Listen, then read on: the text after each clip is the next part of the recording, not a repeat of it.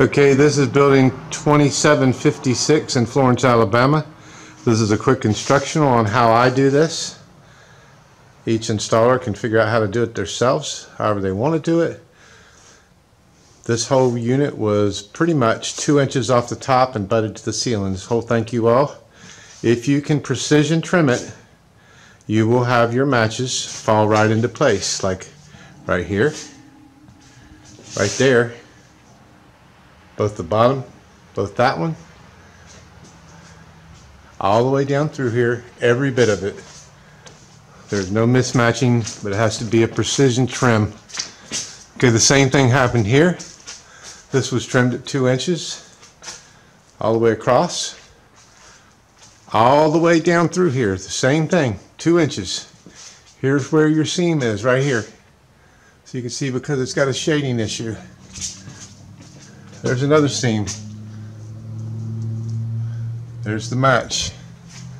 Here's another seam right up there. That one's so big you can't see. Anyways, you get the point, all the way down through there. Now on this piece right here, when you hang this circle, the maximum right now, I have it at 11.5 inches. I made it by a 1/2 inch up there, and I will explain in a second, in the soffit. The soffit coordinates with the drink wall. See, I can't get up high enough to show you right now, but what you do is you do your 2 inches, go all the way down through there. Then you do the same thing, put your laser right here on the edge of this, I can't even see my finger, there we go, on the edge of this circle. Measure your distance that you have right there, and do the same thing with this. Put your laser right on the edge of that circle, your same distance, and run your thing. You got 2 inches cut off on the top, the same as this back wall. And when you wrap around here, I had a 1/2 inch that I made it on that soffit.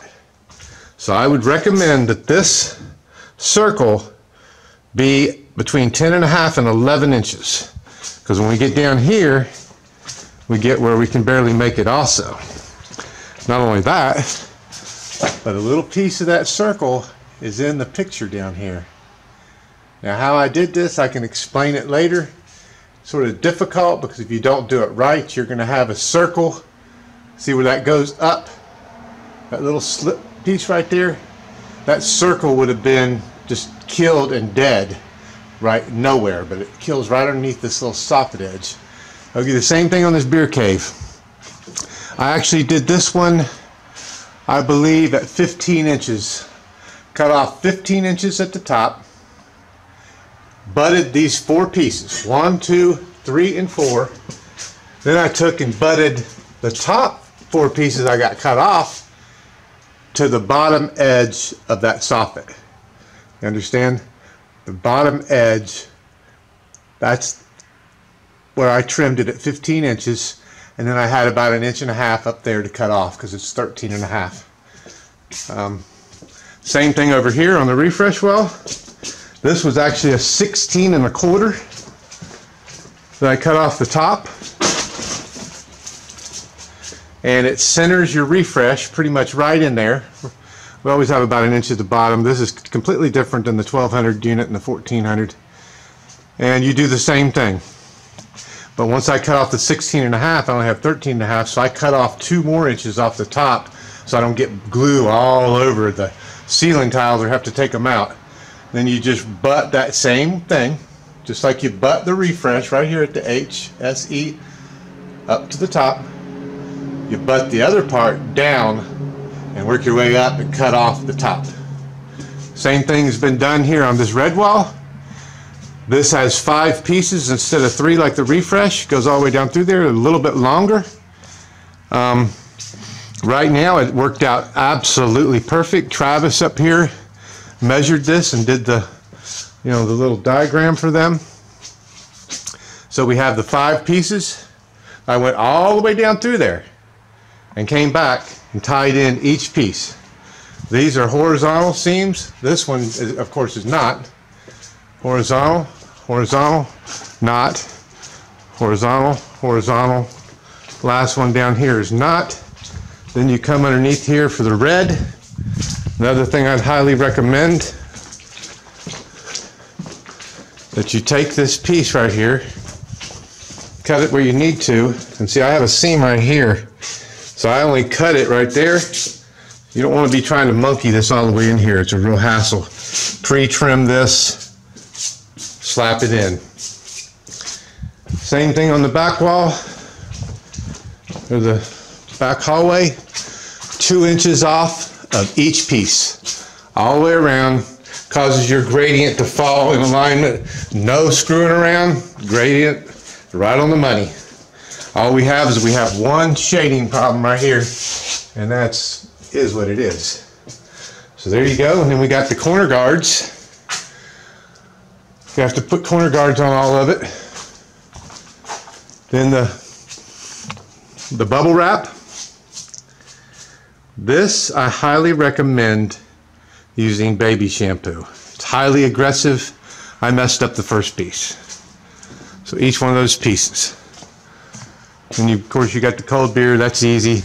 You got the fresh grilled baby shampoo again on this. You got to put graphics on the front and the back. Baby shampoo on these. Everything else is pretty much standard. But you will have a hard time if you don't do this one. Like I said, I'll do it again. 15 inches cut off at the top, because your soffit, upper soffit is 13.5. But your pieces all the way across here, they're precision trimmed. Then you lay your 4 pieces in there and they will fall and your pattern will match. You just got to make sure you cut it. Do not let your straight edge move, and do not let it, it's precision. Okay, last thing, we're going to go to the cooler doors. On the cooler doors, I can't remember the exact measurement of how wide it was. I think it was 39. But anyways, it came out to where I cut off 3 1/8 off the edge. I actually started on door number 5. So I had 3 1/8 cut off of this. This is, the graphic would have extended to right here. You butt it right in, giving yourself your 2 inches above like normal. We always have about 2 inches. And you butt that one in. Each one 3 1/8 off, or you can do your math and figure it out yourself. The graphic is probably, it's 6 1/4 wider than the door. So you cut off your 3 1/8, you put your piece in.